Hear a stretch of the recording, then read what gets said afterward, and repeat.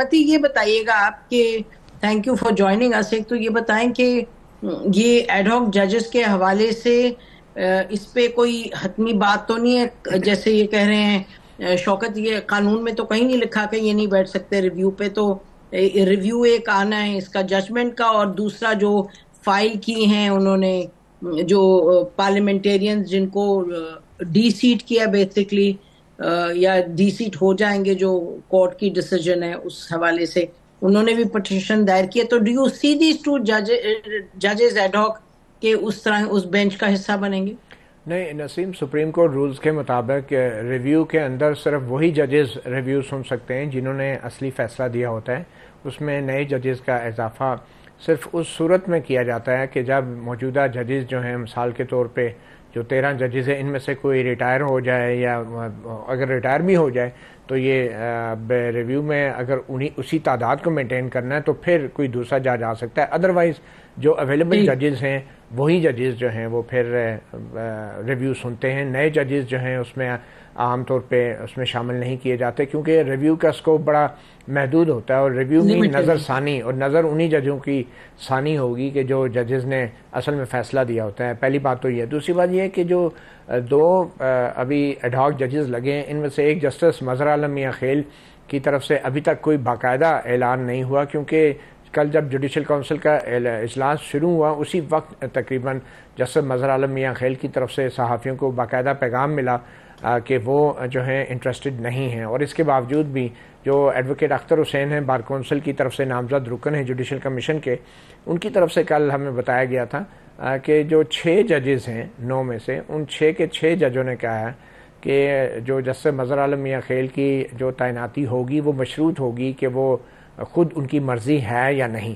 باقی 2 ججوں نے کہا کہ نہیں، اب وہ مرضی دے چکے تھے اس لیے پیچھے نہیں ہٹ سکتے. اور ایک جج جسٹس منیب وہ ویسے ہی ایک آئینی نقطے کے اوپر وہ اپنا اختلاف کر رہے تھے. تو 6 ججوں نے مشروط کر دیا کہ اگر جسٹس مظہر عالم میاں خیل مانیں گے تو تب وہ ایڈ ہاک جج کے طور پہ تعینات کیے جائیں گے.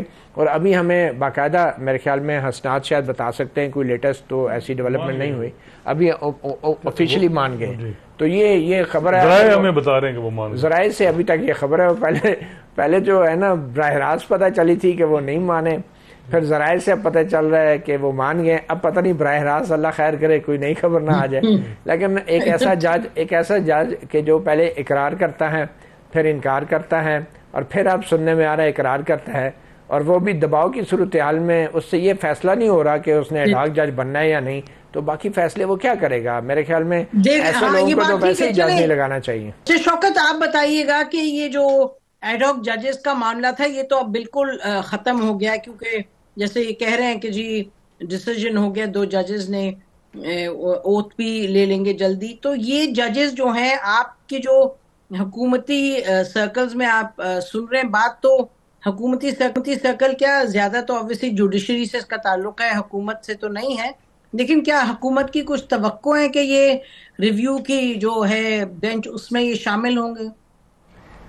شکریہ. پہلی بات تو یہ ہے کہ 4 ججز کی پرپوزل آئی تھی، ابھی تو 2 آئے ہیں، تو کیا باقی 2 کچھ اور آئیں گے؟ میرے لیے یہ ایک سوال ہے، کیونکہ اب میں اس چیز کو لنک کر رہا ہوں آپ کے اگلے جو پریویزو ہے کہ گورنمنٹ کو توقع تھی، اگر تو جو باتیں چلتی رہیں، تاثر چلتا رہا کہ جی 8-5 کی ڈویژن تھی، 4 یہ آ جائیں تو 8-9 ہو جائیں گے، تو اس سے ریویو یا دیگر کیسز کا ہوگا، تو وہ تو ابھی پورا نہیں ہوا، ابھی تو صرف 2 آ گئے.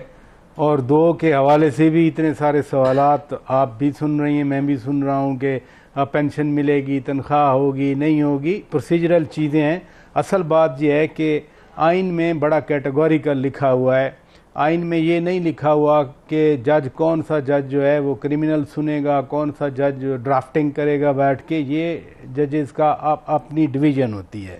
جب جج بن گیا اور آئینی طریقے سے آئین کے مطابق بن گیا، آئین کے اس کا آرٹیکل کے تحت بن گیا، تو میرا خیال ہے پھر فار آل دا پرپزز ہی از اے جج ٹل دا ٹینیور از دیئر.